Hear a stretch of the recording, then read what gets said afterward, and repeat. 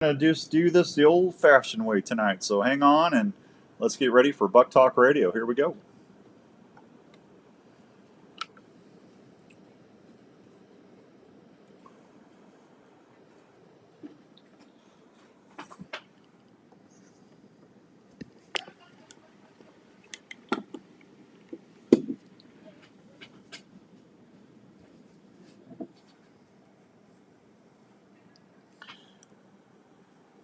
All right, welcome to this week's edition of Buk Talk Radio, brought to you by the fine folks at Woodhaven Custom Calls. We hope everyone's having a good Wednesday all across the good old US of A. We're going to talk a little deer processing and deer eating and all that other fun stuff tonight. And we're going to do that with Brian Tucker over here at Hi Mountian Seasonings. Brian, how you doing tonight, bud? I'm doing well. Hey, do me a favor. I got to run and switch something since we're not doing this on video. Uh, oh, did it really? Okay. All right. Well, here I'm gonna see if this will work. I'm gonna take you there, and I can hear you.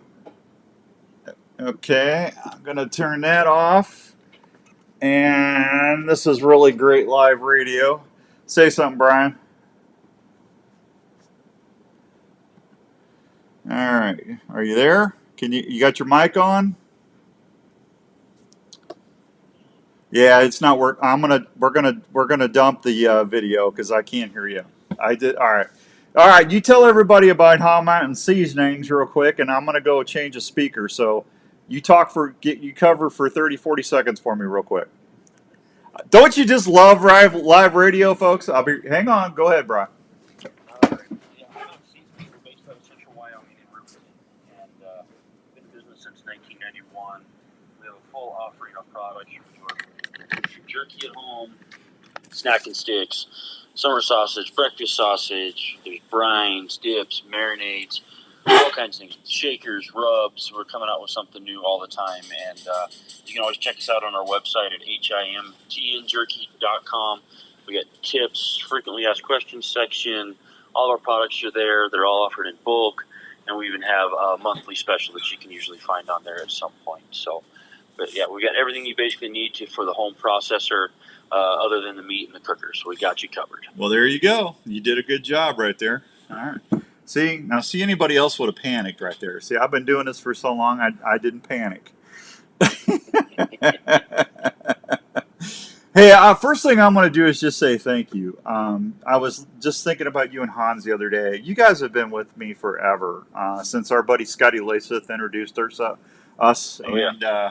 I mean, it's been, 10, 11 years, I think, over now. And I just can't thank you guys enough for everything that you've done to help me with the radio shows and the TV shows and everything else. So thank you for everything, Brian. Oh, yeah, no, absolutely. It's been a great partnership. He said, yeah, it's been at least 10 years. That's how long I've been with Hi Mountain. We've had you the whole time I've been here. So. Yeah, it's just been a great partnership. And, man, I got to tell you, I know you guys got a bunch of new stuff coming out, but and introduce some stuff. And we've been giving out the fish and game kits on the Saturday morning show on ESPN, and they love them. But I'm sorry, but that Hunter's blend is still my favorite flavor or style. It's hard to beat, yeah. I mean, isn't it horrible to say? I mean, all the burger stuff that you guys have come out with, with the seasonings and the brines, and I mean, you guys got so much stuff out now. If you go to Sportsman's Warehouse, something for everybody. Yeah, you got your own aisle at Sportsman's Warehouse. I mean, it's just it's everything Hi Mountain, but that Hunter's blend, I think that's what built the franchise. Yeah, it's been pretty unique for sure. Once we figured that out, kind of came out with something that's the Hunter's name obviously draws in outdoorsmen, outdoorswomen right away, but the flavor is really what hooks them. And whether it's a jerky kit, snack and stick kit, breakfast sausage, summer sausage, something like that, the flavor is pretty killer. Yeah, absolutely. So, hey, what's going on in Wyoming? You guys are out there. How's the deer or the game looking? Is it still a mess out there, or did it? Central Wyoming's pretty rough. Wyoming in general, we got hammered with one of the worst winters we've had in over 100 years. The last year, CWD's hitting a lot of the deer herds. So in my area, 80% of the deer population got wiped out this past winter. So that's horrible. it's been pretty rough. So you actually caught me on a workout today because I literally got off the mountain last night. I've been guiding hunts for a program called Hunting with Heroes. It's for wounded veterans. So I've been doing elk hunts for the last 4 days, and came down last night and just in time to get on the radio with you. Well, no, I knew that you were done that. How was elk camp this year? It was a little rough. Same thing. It's the elk herds didn't quite get hit as hard with the weather and all that, but it's still, it was 35 degrees in the mornings, which is great. Yeah. But by mid-afternoon, it was 70, 75 degrees, and nothing was moving. And this area specifically that we've got access in to get these veterans into pretty rough, rugged terrain, but there's been a massive influence of mountain lions. So the herds have been pushed out to other units. And in 4 days, we saw 4 elk and 2 bulls, and we were only able to get one of them a shot on a bull. So. Yeah, well, that's not good. It's amazing to me. I mean, you guys. I mean, that's big country out there, and that winter mortality is just not good. It's especially. I was talking to Mike and Esther Watkins out at Trophies Plus Outfitters. They're in Alzada, and they said that even down in that area, they had some winter mortality. Yeah, it's been quite the change. As a kid growing up, Central Wyoming, the area that I actually live in, was a top 5 deer unit for the state for mule deer, and at this point, it's at best probably a bottom 5 unit. So. Yeah, well, hopefully that doesn't happen again this year. Hey, Hoyt, I'm sorry to hear about your friend's cancer surgery tomorrow. We'll say a prayer for him. Hoyt's out there in West Virginia. Thanks for listening tonight. We appreciate you, and tell him we'll say a prayer for him. And he almost had a great 8. He got a great 8-pointer yesterday. Hopefully he'll have some more stand time. There you go. But we're sorry to hear about your buddy. So just real quick, I got to tell you, I was talking to some friends of mine. They've already harvested some deer, and they're already making their snack sticks. And they bought a Big Chief smoker.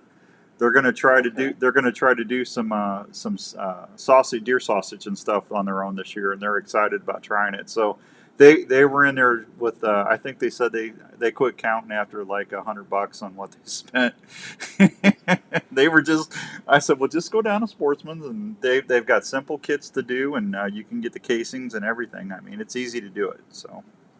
Yeah, it's all put together. That's a beautiful part of our products. Ease of use is there for someone, especially whether you're a seasoned processor or a beginner. I mean, you said the casings are in it, cure's in it, seasonings in it, instructions, all of that. Yeah, it's never a problem for that. And our instructions are super easy. It's going to make the beginner a pro right out of the gate. So if someone gets a doe this year, or say they get their buck, and they're whether they take it down the Milo locker and get it processed, you can get your deer and everything cut up at Milo, and then just you can do this stuff at home if you want to as well. But what's the best, like the neck meat? What's your favorite part of the deer or the elk to do some of the product with, Brian? So especially like you said, with like with deer, especially, obviously we save the back straps and all that for steaks and everything. Right. I'll take either the neck, cuts the roast off the shoulder, or the hindquarters, and a lot of times I'll grind those up, mix it in with pork for the snacking sticks or the summer sausage, or add excess pork for make a little bit of a more moist product for breakfast sausage, that kind of thing. I do a lot of sliced turkey too. I was fortunate to get an antelope this year. Hey, good for you. It's well. Wait, before some time. Yeah. All right, before you do anything, tell me about the hunt. I want to hear about the hunt. So I applied for a unit that was not so central, to Wyoming. It is still central. It's closer to Casper than it is here. Mm-hmm. And my dad drew the same tag, so that was kind of cool. So we got to go out. I put some time in the field, scouting everything pre-season, talked to some landowners, got some permission out in the Gas Hills area. So it's big, wide open, sagebrush. It rolls into rolling hills and a little bit of mountainous areas, and we glassed hundreds of antelope. Wow. Yeah, and it was a nice surprise because that area got hit pretty hard too. That, like with the antelope herds, same as the deer herds, mortality rate was super, super high. So it was going to take something unique for us to fill our tags this year. And we did a lot of driving, a lot of glassing. I finally came across one around a ridge that was running with a group of about 15 does. Had cutters on there that were about 6 inches in length, and it's just that one that you just knew that's the buck for the year. and set up about 300 yards with my rifle, shooting the 6.5 Creedmoor, and didn't take another step. Just dumped him in his tracks, and we were able to go, get a field dress, load in the truck, and brought him home. Yeah. Jake in Pennsylvania, that's a woodsman. I got my woodsman Woodhaven call, my grunt call, sitting by. He goes, "What's that call?" That's what that is, buddy. I got that right here on the studio. So I love goat. I love speed goat. Antelope. I think a lot of folks. I've had people tell me that that's not their favorite protein. I absolutely love Underrated. it. Yeah, I really think a lot of that is preparation in the field, don't you? Because 100%. yeah, if you get that thing field dressed and you get the hide off and get it chilling down, that's some of the best protein you'll ever eat. That's one of the biggest things. Like when I do interviews like this, or I've done seminars talking about stuff for hunting and game preparation, especially with antelope.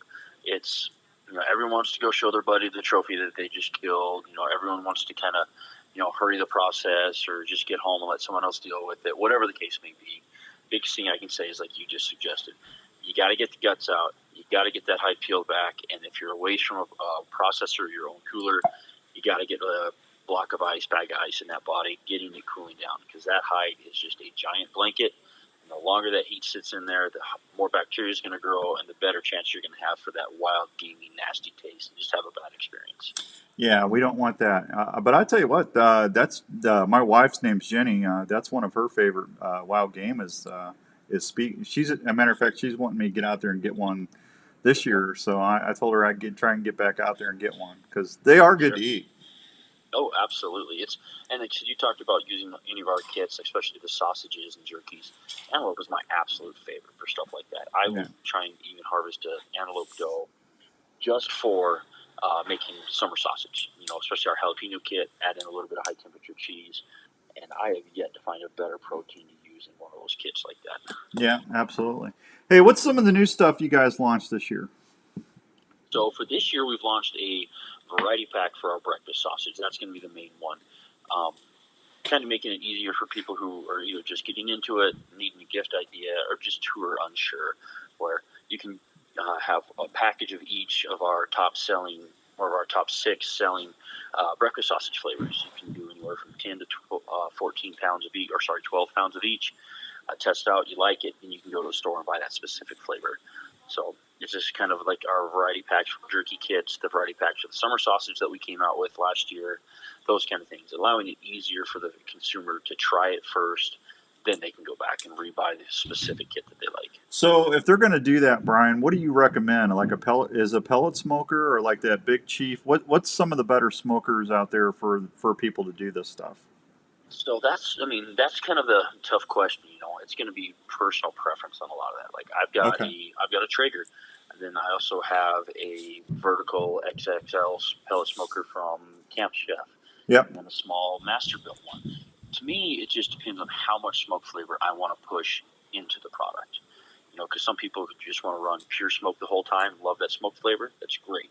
There's people who just want a hint of smoke, or to be able to turn it on for full smoke for 20 minutes and then turn it off and just use the heating aspect of it from there. So, everything, whatever's within your budget, you can make any of them work. I started out as a processor. At one time, I had like 5 of those little master built smokers that look like a little refrigerator. Yeah, that's like the Big Chief. Yeah. Yeah, exactly. yeah. Only master built's electric, isn't it? It is. Yeah, yeah. It's an electric. Yeah. It just has like a little pan that you can put the pellets in. Right. Bradley makes a good one, same type of setup, except for it's a plug type system. So many brands out there that are easy to use. For me, it was mind over matter. I could set it to the temperature with that master built. It's not going to fluctuate a whole lot. Yeah. Some of those that are pellet fed like that, like a Camp Chef or a Traeger or was it our Green Mountain Grill? Any of those, they have a little bit of temperature fluctuations to keep the internal temperature the same. But for me, it was easy just to set it, kind of walk away, and then check it, an hour or two later when I needed to. So anywhere in between, like I said, I don't have a specific brand that's one that I can just say, this is what you have to buy. It's all going to be relevant to, exactly what they're looking to do, the capacity of what they're wanting to do. For me, I'll do 30 to 90 pounds of summer sausage at a time. So I need either multiple smokers or a bigger smoker to do it all. Some people just want to do one log of ours, 3 pounds. like you said, there's the big chief, the Masterbuilt, even the little chief smokers, those kind of things, and all of it too can be done in your oven if you don't have a smoker. Well, I always tell everybody it's better to do it in a smoker on the deck than you don't cause problems in the kitchen. So, but what for like your deer sausage and your snacking sticks? What temperature did you find worked the best with Hi Mountain stuff? So a lot of them, I mean, so we do have instructions for bringing up to temperature slowly depending on the product. Mm-hmm. A lot of times that 180 to 215 degree range is going to kind of be your prime temperature for those type of products.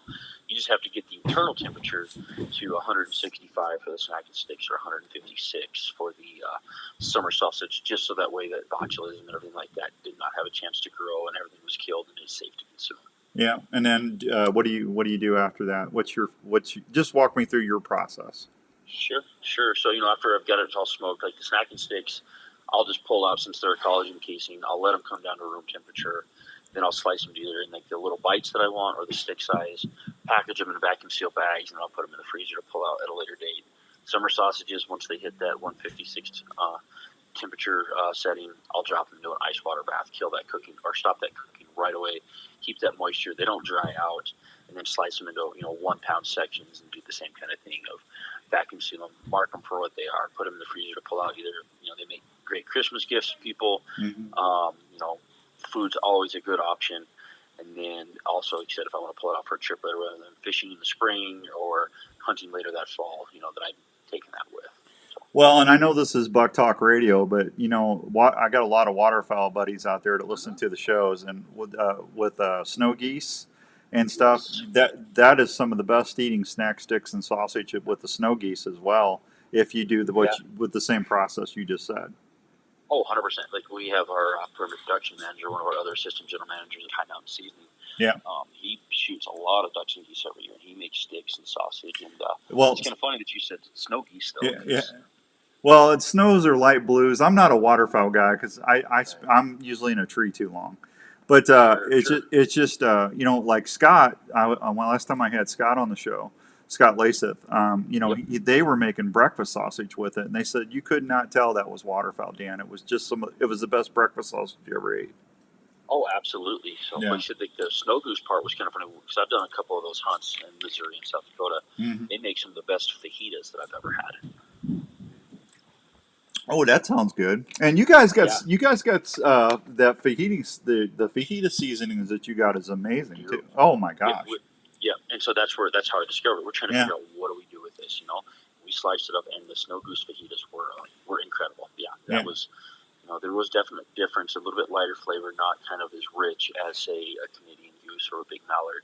But those snows, like you said, the blues, the raw skis, anything like that, they were really, really good in a fajita setup for sure. Yeah. Hey, for everybody watching on Facebook Live, if you have a question that you want me to ask Brian, just message me. I can see all your comments and stuff here. Thank you for everybody. Jack and Jen, thank you so much. I appreciate that. Brian, I'm going to take a real quick break. Do you mind holding through for me? Absolutely. All right, you stay there, and then, folks, we're going to pay some bills real quick if I can get this to pot up. We'll be right back after these fine words from these fine sponsors. We all want the deadliest broadheads out there. Have you tried a slick trick? Slick tricks are one of the most accurate and deadliest broadheads on the market. Slick Trick just added to their arsenal with a new torch slick trick. This mechanical head is a clear game changer. The Raptor trick, Viper trick, and Magnum heads are still available, as well as the standard slick trick that just won another award for. What's up, everybody? They all offer bone-crushing. If you got questions for Brian at Hi Mountain, let me know. They feature an all-steel ferrule Alcatraz blade lock system to prevent broadhead failures at the moment of impact that will help you get your game. Bow hunters need gear they can depend on 100% of the time.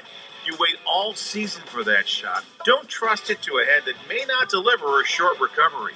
For more info, go online to www.slicktrick.net. This year, trick 'em with Slick Trick broadheads and tag your game. Hey, Outdoors Dan here. How many times have you had to quit hunting because your feet got cold or uncomfortable? Well, I have a way to keep your feet feeling great in any weather or outdoor activity.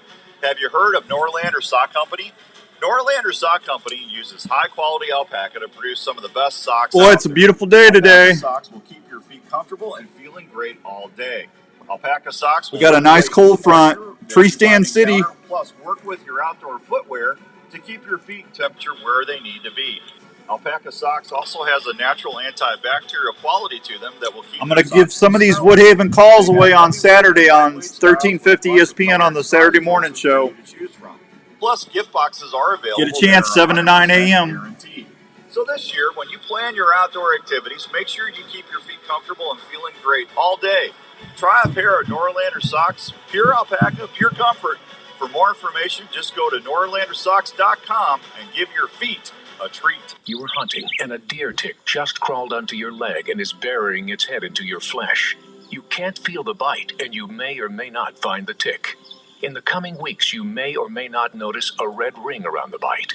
Shortly thereafter, you may or may not get really sick. Your doctor may or may not test you for Lyme disease. The test may or may not detect it, meaning you may or may not get the medication needed. If untreated or not treated on time, you could have a lifetime of complications. Don't take that chance. Get Elimitic clothing from Gamehide. Elimitic features Insect Shield, a repellent that is fused to the fabric fibers. Ticks hate it. Elimitic clothing will retain its effectiveness for the life of the garment and needs no special care. The treatment is odorless and invisible. Wearing Elimitic can help protect you from ticks, chiggers, and other biting insects, and is featured in a complete line of quality Gamehide hunting clothing. To learn more, visit Gamehide.com.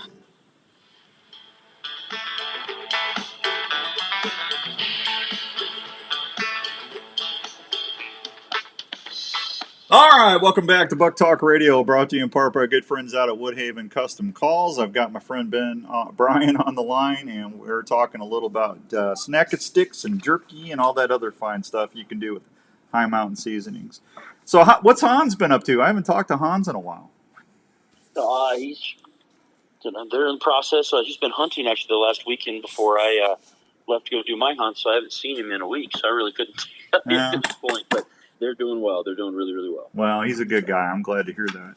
So, so you're done with them elk. How many clients did you take elk hunting? So we had 4. One was from Missouri, one was local, 2 out of Colorado. One was a Vietnam vet. The other 3 were Afghanistan, Iraq vets. Oh, that's awesome that you did that. And did anybody get one? So one of the gals who out of Colorado, she did. So it was actually pretty unique. It was her first big game hunt ever and her first big game animal ever. So it was pretty cool. Her husband was on a hunt with us years ago. He's a veteran as well, and he's a gunsmith. And he actually built us a rifle for the program. A Freedom Rifle. That's awesome. Yeah. And it worked out pretty crazy. We had to hike down a deep ravine. And then it was a pretty good hike out with all the meat in the head and everything on our backs. But, hey, that's what we're there for. Yeah, boy, that would have killed me. I'm so out of shape. I was about winded just carrying my camera gear to the deer stand the other day. That's crazy. So, I got to ask, what's your favorite deer I cannot talk today. What's your favorite deer snack to make with Hi Mountain, Brian? Oh, jerky's got to be number 1 on that one, whether it's going to be the Hunter's Blend or I'm a big hickory fan, too. So the hickory's really good. Now, jalapeno, too, man.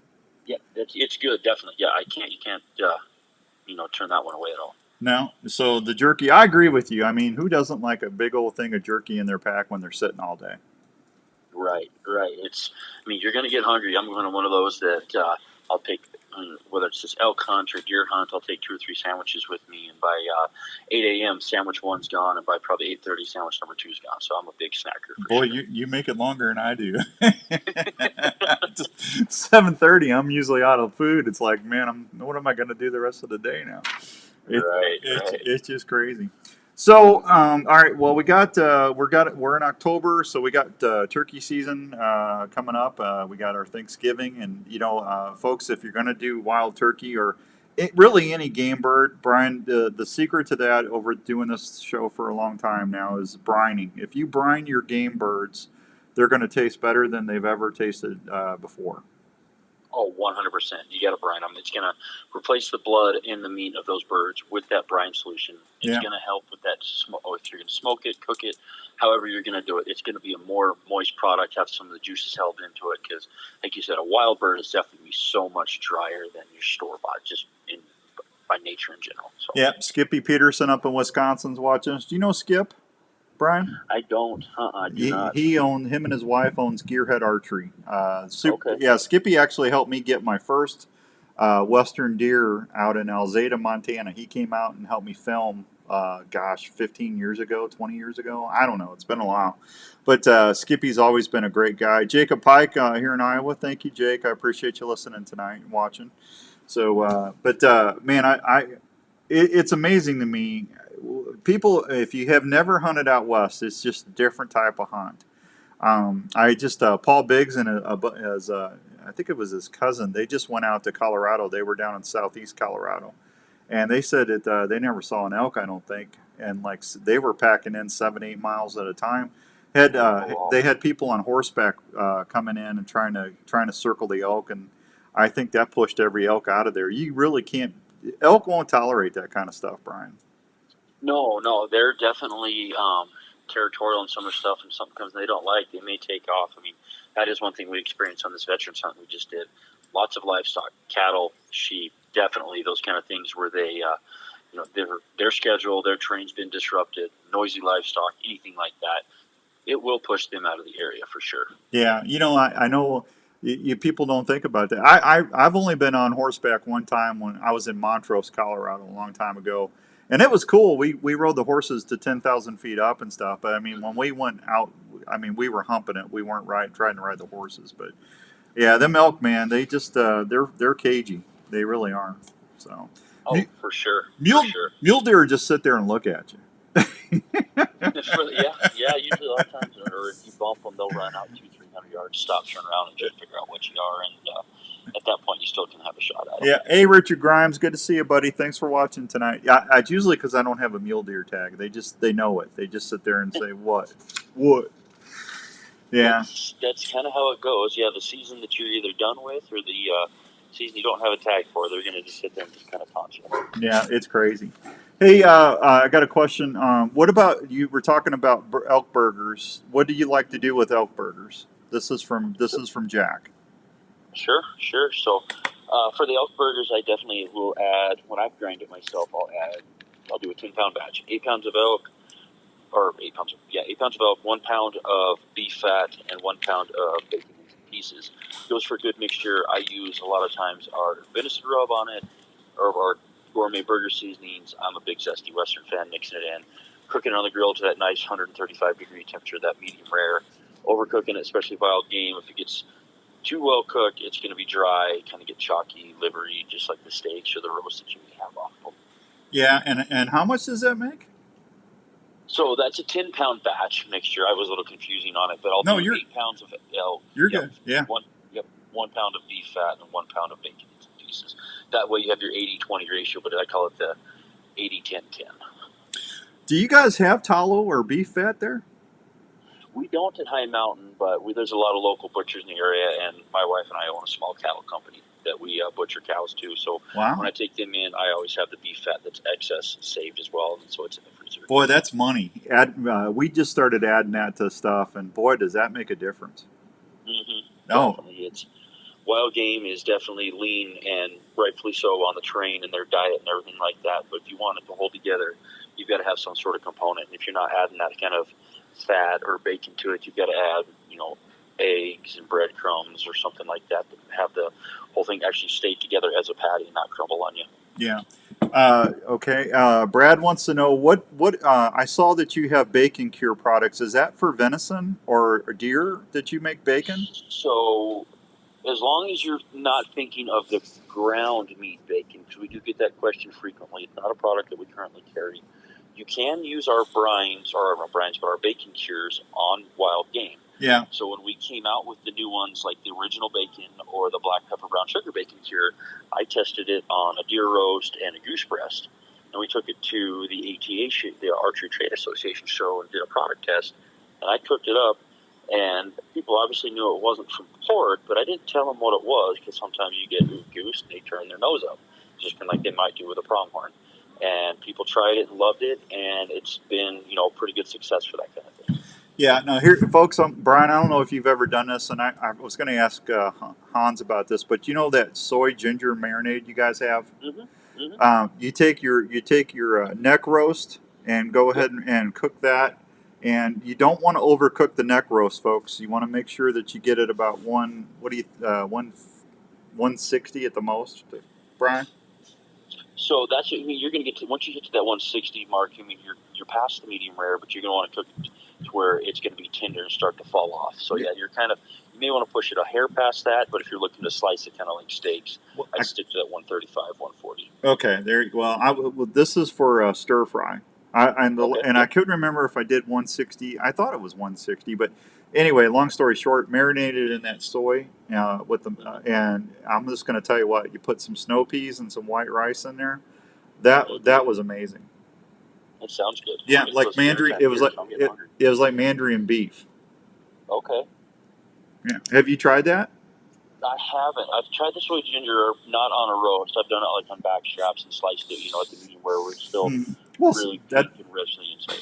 Yeah, I can't do that to my back straps, man. That's like taking a filet mignon and trying to make burgers out of it. I just can't do it.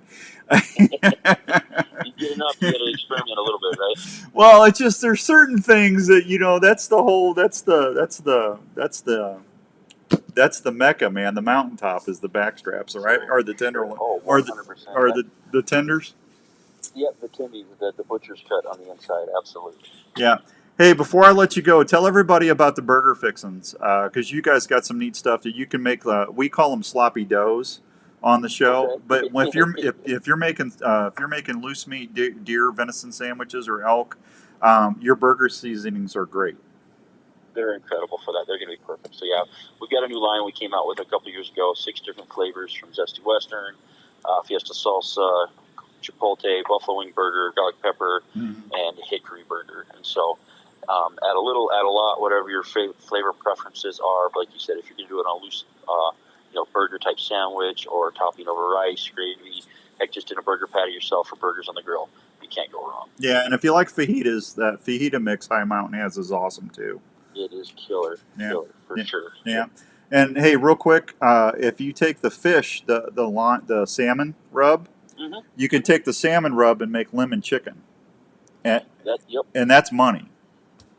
That's Scott Laseth pushes that all the time. Our salmon rub is one of his favorites, but on chicken, absolutely. Yeah, well, I'll be honest with you, that's who taught me. So, but I mean, it's awesome. It just works good. Hey, Brian, congrats on the baby. Congrats on everything going on. We really appreciate you guys so much. If folks want to learn more about Hi Mountain, I know they can go to Sportsman's Warehouse, but how else can they check out the recipes, different cooking tips, and everything that you guys have to offer? Sure, yeah. Our website, check it out at himtnjerky.com. Like you said, recipes, tips, tricks, frequently asked questions. Look us up on Facebook. We're always posting stuff. Recipes, new ideas. When products come out, we'll give an announcement. Watch for our specials, anything like that. All right, buddy. Hey, we'll talk to you before the holidays. Let me know if you get a deer or an elk or anything. Send me a pic, will you? 100%, absolutely. Okay, and I'll catch up with you right after Thanksgiving and stuff. December, I'll be back at the studio a lot. I'll be in a tree until then, but I want to get you guys back on before Christmas. Okay? Sounds like a plan. Thank you, Brian. We'll talk to you soon. Take care, man. See you. All right, bye-bye. There he goes, Brian Tucker with Hi Mountain Seasonings. Super, super nice fellow right there. Just a great guy. We always appreciate him very much. All right, don't forget, if you're going to be hunting out of a tree stand, don't forget to make sure you're wearing that full-body safety harness, all right? And then I also want to thank the Milo Locker. We got some Milo Locker certificates. We're going to have Darren on. He's going to talk about some of the new stuff he's got out at the Milo Locker. They got a Philly cheesesteak recipe this year, grand cranberry wild rice summer sausage, honey sriracha sticks, and pizza burger patties that they're offering for everybody down at the Milo Locker. So we'll talk with Darren about that. That'll be on Saturday morning. It's either this week or next week. I can't remember. I think it might be next week. But just tune in. I can't remember. I got to write stuff down. I keep forgetting, man. Honestly, I just taped another show before this. I had Bart Goins on from The Rival. So I'm a little warped right now because I did too. Skippy says, soak that turkey in vodka. Skippy. That's hilarious, man. That's funny. All right. Well, listen, that's going to wrap it up for this edition of Buk Talk Radio. I appreciate that. If you're listening on the app, don't forget to send me a screenshot Monday through Friday of what you're listening to, and I'll put you in that drawing. We've got another hunt pack. I just gave away a pair of boots, Tasca hunting boots, to Ken from Des Moines. Kenny. What's I can't remember Kenny's last name. Kenny. I should know that. He's been listening to me for years. But anyway, congratulations, Ken. Here, I can get up here real quick because all I got to do is go to my scent. And Ken Cole. Congratulations, Kenny Cole. So I'm going to draw a winner here. What's today? Wednesday? Probably Saturday. I'm going to draw my other for that hunting pack. So you got to go to the Outdoor Call Radio app. Just listen to whatever's playing. Take a screenshot. Email me at outdoorsdan@mac.com, and I'll put you in the drawing. Easy to do. All right, I'm going to get out of here. Until next time, I'm going to say goodbye to my Facebook crew. Thank you, everybody. Have a great week. If you need anything, get a hold of me. But get into a tree if you can, because the deer are going to be moving with this cold front coming in. The next week is going to be really good, I think. So let me know how you're doing. I'll say goodnight to everybody on Facebook. Good night, everybody.